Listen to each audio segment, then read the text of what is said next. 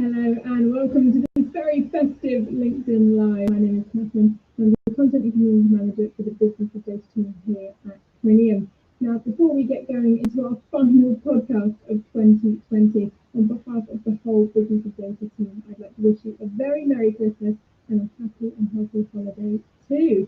Now, as part of our Business of Data podcast, we intend to live stream each episode ahead of hosting it over on the Business of Data platform. And of course, all of the wonderful podcasts provided by Apple, Google and Spotify as well.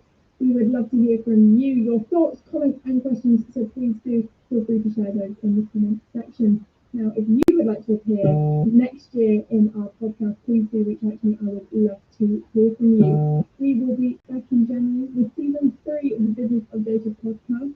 And until then, let's dive into the final podcast of 2020.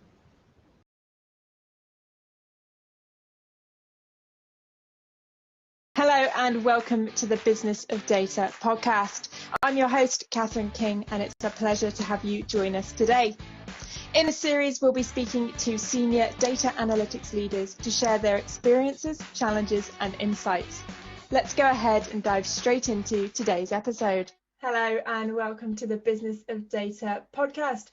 Today we are chatting all about communication and paradigm shifts in cyber intelligence, specifically how to continue effective communication from the executive board and how to work through departmental paradigm shifts to come out the other side as winners. Now, to do just that, I have brought in the lovely Sherene Jose, who is the VP and Chief of Staff for Mastercard. Now, if you haven't had the pleasure of meeting Sherene before, just a couple intro facts to get you up to speed with the lovely lady. Now, Sherene has been within Mastercard since September 2016, and as I say, she's now the Chief of Staff to the company's President of Cyber and Intelligence Solution Business. Now, Sherene has also spent time as a consultant working in a range of industries, including the financial services, retail, hospitality, airlines, media, as well as healthcare as well. Now, if you can't find her at the work desk, in pre-COVID times, you would have probably found her at the latest hot new restaurant with friends. But more recently in COVID times, she's been spending lots of time with her young family. Sherene, welcome. Thank you so much for joining me today. Thank you for having me on. Super. Now, you've got two small children, is that right? Yes, a 2-year-old and a 5-year-old. Fantastic. How's that been with 2020? Gosh, I mean, crazy does not even start to describe it. I used to think that my, pre-COVID lifestyle was hectic and unmanageable, and how I used to wonder how I kept it together, and then 2020 happened. I had really designed my life pretty well in the pre-COVID era around having a good support structure, good network around me, built in lots of redundancy. Not only did I have the support of full-time nursery and school, we had a living there to do drop-offs and pickups, an Indian cook who came in weekly, a regular cleaner. Yeah, and then lockdown happened. Our au pair flew back to Spain. Our cleaner and cook stopped. And yeah, I have lots of horror stories about the sheer impossibility of trying to juggle full-time dual careers, full-time childcare for a 2-year-old, homeschooling a 5-year-old who still couldn't read instructions to follow anything, housework. My husband fell ill with COVID at one point. I mean, it was crazy. That's all. Absolutely. Well, I think one of the best things about doing this podcast for me is it really humanizes the people from, we see lots of people join conferences and do their talks, but you never really get to find out much about them. And it's so interesting because seeing you today, you're all dressed up, you're looking fantastic for this podcast. And I could just imagine the mayhem that you have had to deal with. So thank you so much for giving me some of your time today. And as always, I always like to jump in with a nosy question first, because that's just how we do things on the Business of Data. So, should we jump into this conversation? Now, what's really fun for me is that you are the first ever Chief of Staff I've had on the BoD Pod. Now, we always want to make sure that we are as representative of all the departments and functions who touch the data analytics landscape. You don't just have to be a CDO to come and have a chit chat with me. So I'm so excited to have you here. So if you could start out, I'd love for you to tell me a little bit more about your role and what you get up to day to day. Right. So this role, chief of staff, is originally from the military and the government, and it's a fairly new phenomenon for this role to be a thing in private companies, and corporates have led the way in this, I'd say, because large corporates inherently tend to be very complex, and we live in an era of increasing complexity, and there was a bit of a recognition of the fact that someone needed to be there as a right-hand person and trusted advisor for the exec to watch out for their interests, their bandwidth, their stakeholder relationships, someone who's thinking about the how of their day-to-day. And the role itself can be hugely variable in its definition and remit.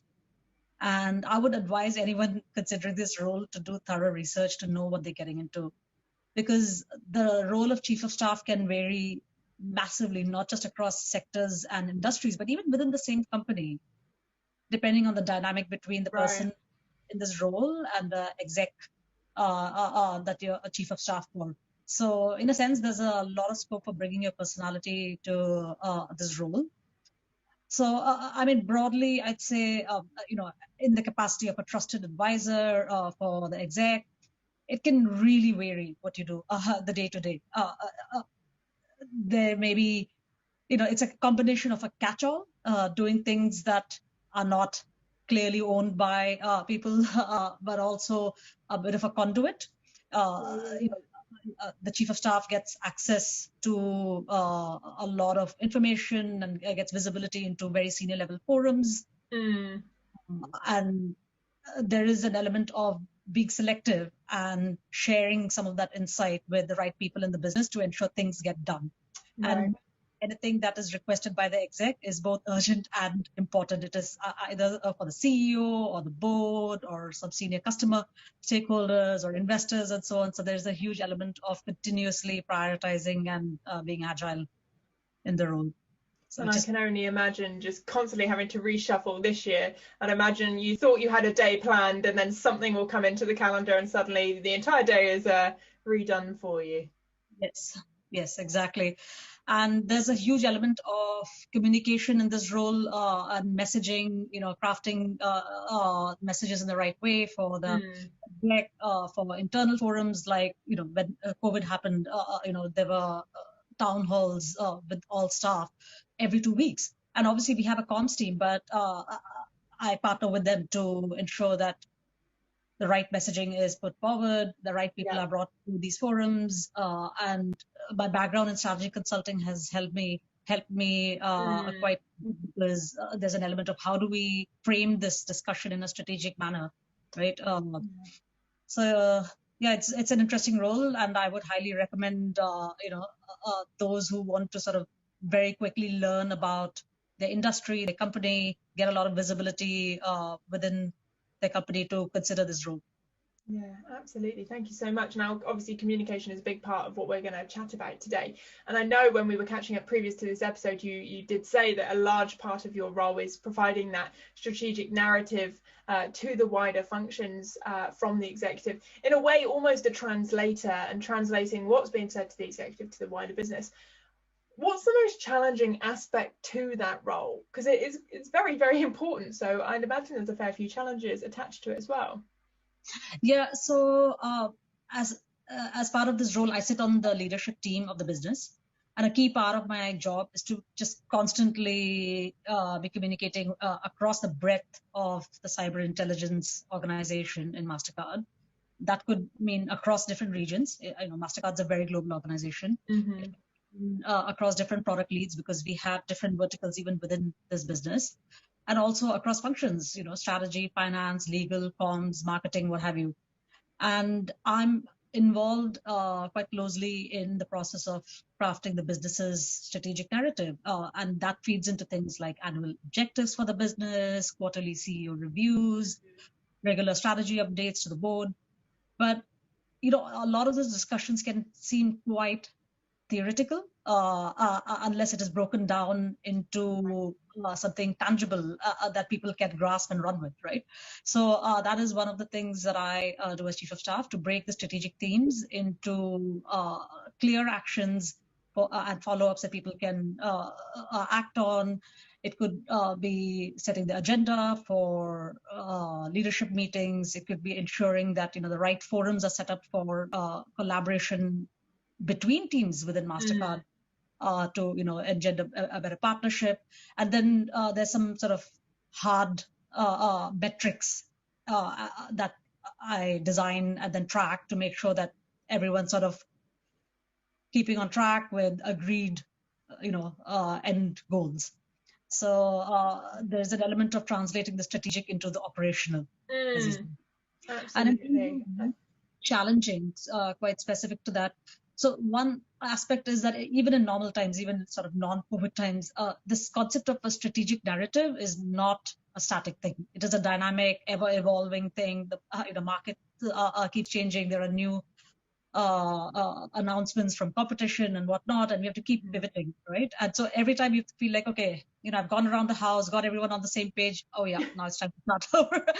But also specific to COVID, so much of this role is predicated on having lots and lots of face-to-face access to the exec, and having those organic discussions which can give you insight into what are the top priorities for the exec of the business. Not having that face-to-face interaction means that I have to work doubly hard to be able to anticipate the exec needs. Fantastic. I mean, just from this first 10 minutes of discussion, I think a great advertisement for anyone who's thinking about getting into this role is no day is the same, essentially.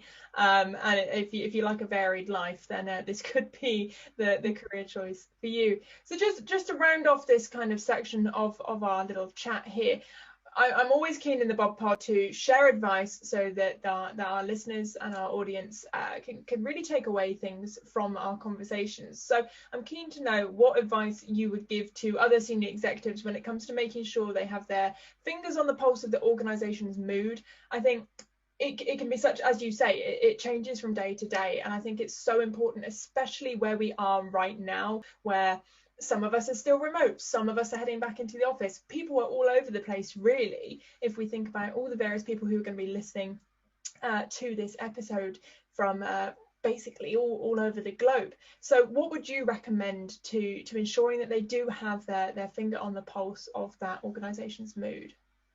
So I think one big learning clearly for everyone who, very quickly and abruptly had to go from working in an office to working remotely is, this realization that, gosh, we took a lot for granted, right? In terms of being able to sense the mood of the organization, being able to read the pulse of the organization, as you say. Just walking down the corridors of an office, you can catch fragments of conversation, read people's body language, and get a sense for, what people might be thinking and feeling. And now, in a remote working setup, a lot of our conversations tend to be a lot more agenda-based. It can come across a little bit transactional. Hey, I'm on this call because I need something from you, or you need something from me, rather than us just bumping into each other in the corridor and having a chat about the weather or a holiday. And therefore, it's very easy to lose sight of what the real pulse of the organization is. In terms of tips, I'd say start from an assumption that you have very little insight into what is really going on in people's head, and be really, really open to input from various channels. And I'd caution senior people to from limiting their input only from the immediate directs, right? Often a lot of leadership people sit on leadership teams and only talk to other senior people. And it can be pretty hard because the workforce is a lot more diverse in terms of the different layers of the organization and their needs and so on. So I'd say if you're a senior organization, make some space in your diary to have like a 5-minute catch up with people at different levels of the organization.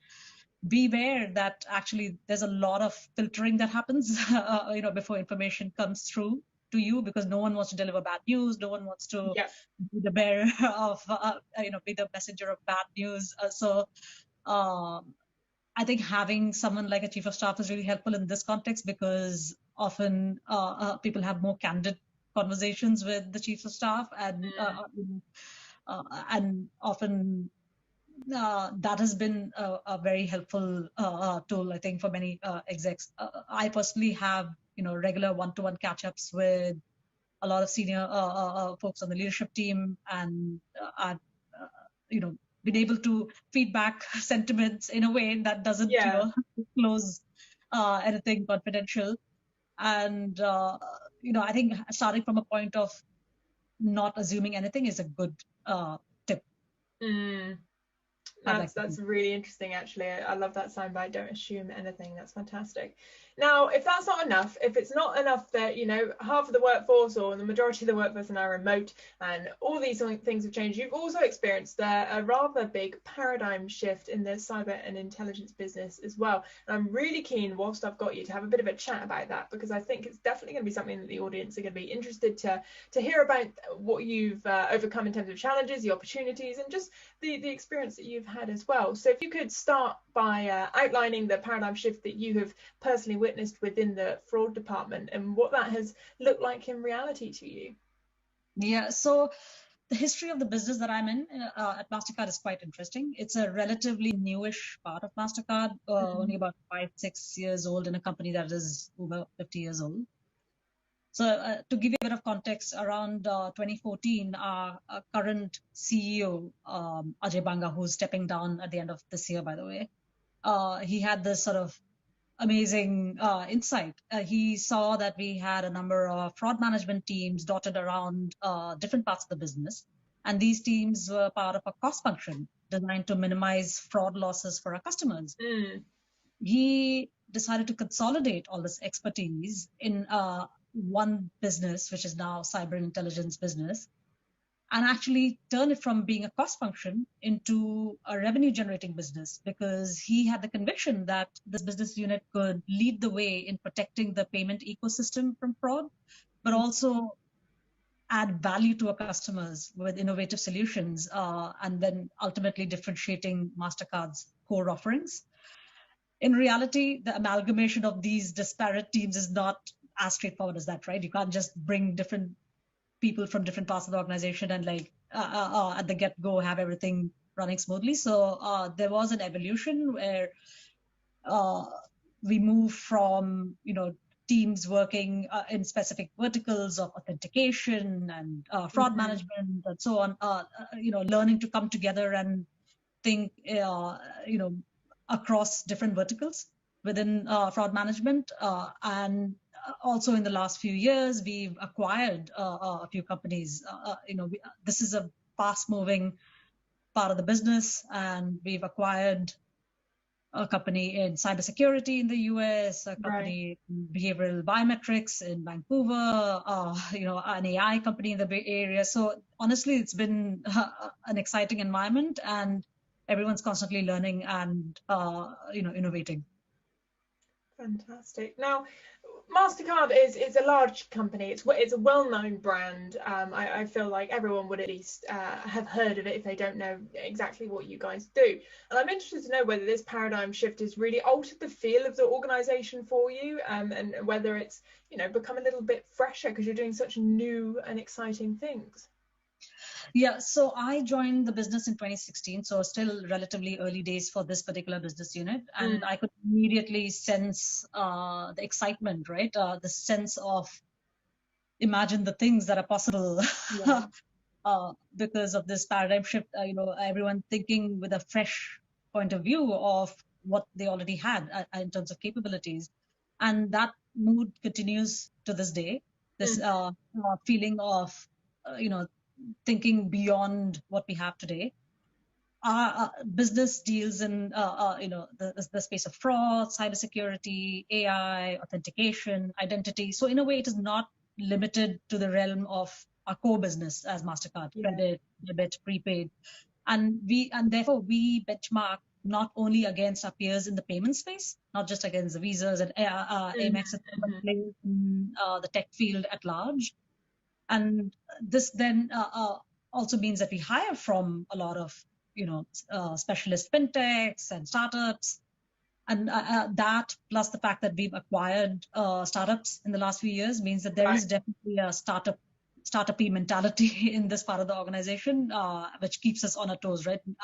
It's a nimble organization and working in a dynamic landscape. Super. Now, when it comes to these sorts of transformations, paradigm shifts, however you want to word it, it's always interesting to me how someone on the outside may experience. So I'm keen to know from you whether the average person who interacts with Mastercard, perhaps one of your customers, how they would notice the things that have changed, or basically the question is, where is this visible apart from to the people in your team?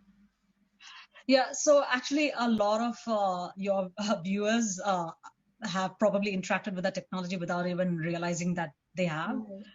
You may not recognize the name cyber intelligence or be able to name any solutions off the top of your head, but you can definitely recognize the chip and pin technology on your card. And that sits in this part of the business. Right.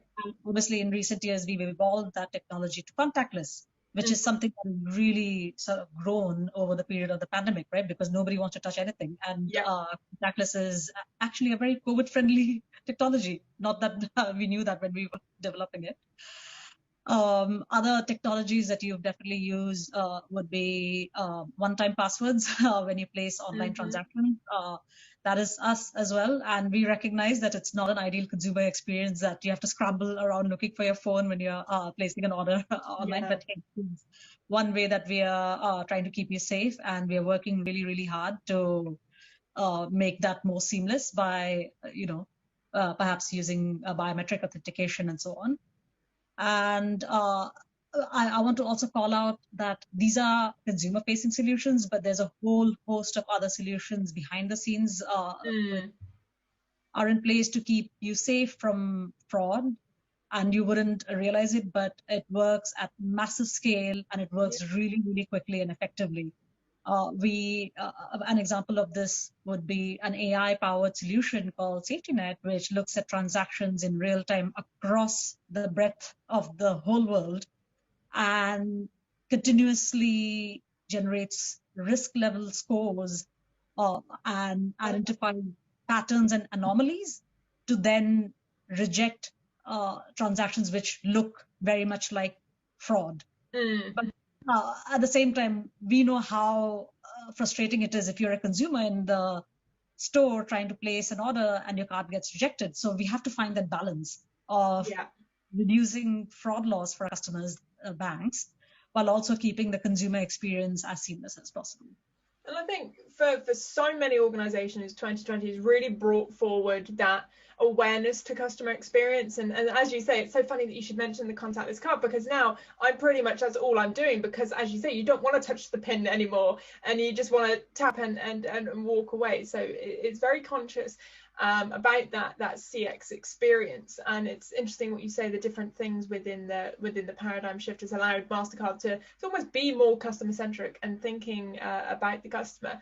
And what's this meant for the organization's attitude towards data analytics? Has almost what I'm seeing and what I'm hearing from others is that almost customer experience and data analytics are merging a bit more. They're less siloed than they ever have been, because both are realizing they kind of need each other to be successful. Is that something that you're hearing and seeing as well?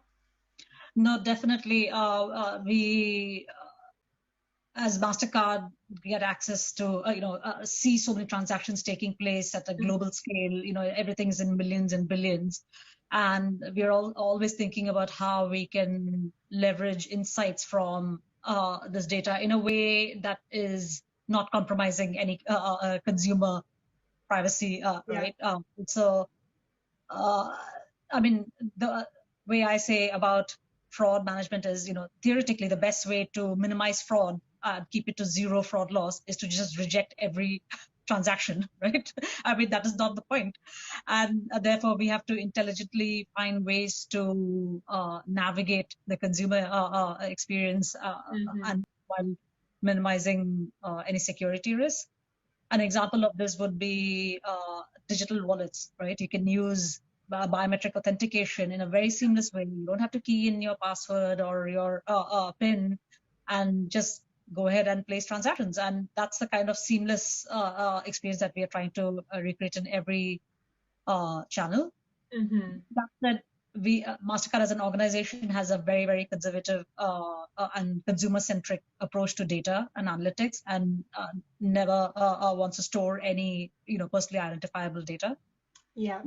I think the insights that we get from data in aggregate is what powers our solutions, and by identifying patterns and so on. And there's a lot more that we can do, and we are working hard towards it by leveraging the power of data and analytics.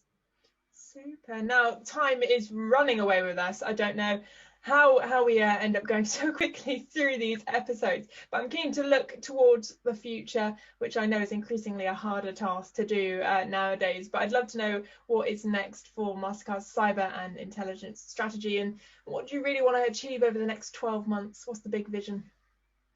Yeah, so I think realistically in the next 12 months, we will still be in the throes of the pandemic in some form or the other, right? Mastercard spans the entire breadth of the globe, so different regions are at different phases of dealing with this pandemic, but inevitably what is top of mind for us is how do we keep our ecosystem safe, and how do we keep our stakeholders safe in this environment.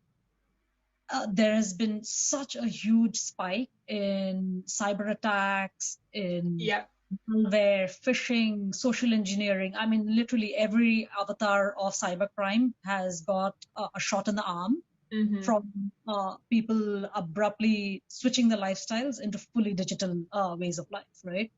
And it's pretty shocking that even healthcare organizations and research labs working towards COVID vaccine have not been immune to these attacks. And in the next 12 months, that is going to be something that we will focus on. How do we enable our ecosystem? So I'll give you a few examples of what we did in the last few months.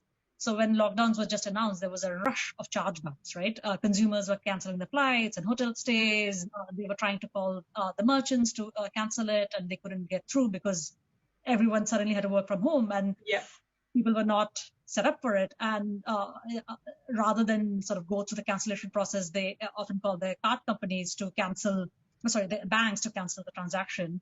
And that then triggers a chargeback process, which can last many weeks and be a very expensive process for merchants. And we partnered with particularly hard-hit industries like airlines and the hospitality sector to minimize the pain for these merchants by creating this collaboration platform for merchants and banks to talk to each other and have the refunds and credits done in a more seamless way. So it's sort of a win-win-win solution, right? Consumers are happy, banks are happy, merchants are happy. Plus, we have cybersecurity capability, which we offer for free to hundreds of healthcare organizations and essential services, because again, nobody wants the leading vaccine research to be compromised from cyber attacks. And we are cognizant that the next 12 months, just like the last 12 months, SMEs are the ones who are really at the forefront, bearing the brunt of all the lockdowns. And so we're constantly thinking about, how do we tailor solutions to enable quicker digitization for SMEs and minimizing their exposure to cyber risks as well. And this is not just within cyber intelligence solutions, that's across the breadth of Mastercard that we're constantly thinking about making lives easier for SMEs. So yeah, those are just a handful of initiatives that we have in the pipeline. Brilliant. Well, I can certainly see what you're saying there about the attacks. It's something that we're seeing in our research as more people are reporting that they have had cyber attacks on their data and different things. And it's certainly a research area that we have looked into, and we're continuing to write and create content around. So it's definitely a 2021 issue that's going to stay with us and stay very much at the top of the agenda. Now, Sherene, my final question to you, as you are my first ever Chief of Staff, I'm going to ask you what your advice would be for a new Chief of Staff who's preparing for their first day in the role. What would you say is your piece of advice for them? Right. I mean, this is a variable role, so I'd say be very flexible. Do as much prep as you can realistically do before getting into the role formally. I personally actually like to read and prepare for things. So I read this book called Chief of Staff, The Strategic Partner Who Will Revolutionize Your Organization by Tyler Paris. And actually, it was a pretty good read. There isn't a lot of literature out there about this role, and I'd recommend this book. In more pragmatic terms, I'd say learn as much as possible about the content, the subject matter in the business, including jargon, acronyms, names of key stakeholders, because once you start on the role, things just move so quickly that you barely have time to interrupt someone and go like, but who is this person? Spend time upfront with your exec to reach a common understanding around ways of working and preferences.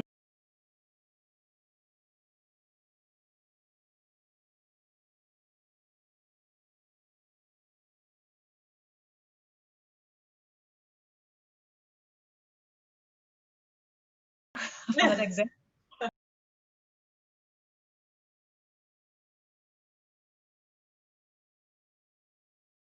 And I think that's a good tactic. And then lastly, I'll just say what I said at the top of this discussion, which is just communicate. You can't do enough to people at every level of the organization. Obviously, prioritize people in the leadership team to know strategic top of mind issues, but also reach out to people outside your business unit. There are other chiefs of staff, or the CEO, other CEO directs chief of staff. Just keep channels of communication open so that you can reach out when you need to, and they can reach out to you when they need to. Perfect. There we go. There we have it. Thank you so much, Sherene. It's been a pleasure chatting to you. Thank you so much, and hopefully we'll chat real soon. No, thank you for having me on the podcast. It's been a pleasure. There we go, the first ever BoD Pod with a Chief of Staff. I think it's really interesting to chat with people who are not in the most traditional data analytics roles to really understand the influence and impact they have on the function. I think it's fair to say Sherene's influence on the translation work that she does between the exec and the wider business, and then of course chatting through that paradigm shift that she has been part of in the cyber functions as well. As always, make sure you subscribe to the Business of Data platform to be first in line for our thought-leading insights. And if you're not already, follow us on LinkedIn to be alerted when we go live and for all of our new content, as well as being able to chat and engage with your peers and colleagues as well. As always, stay safe, stay well, and we'll see you real soon.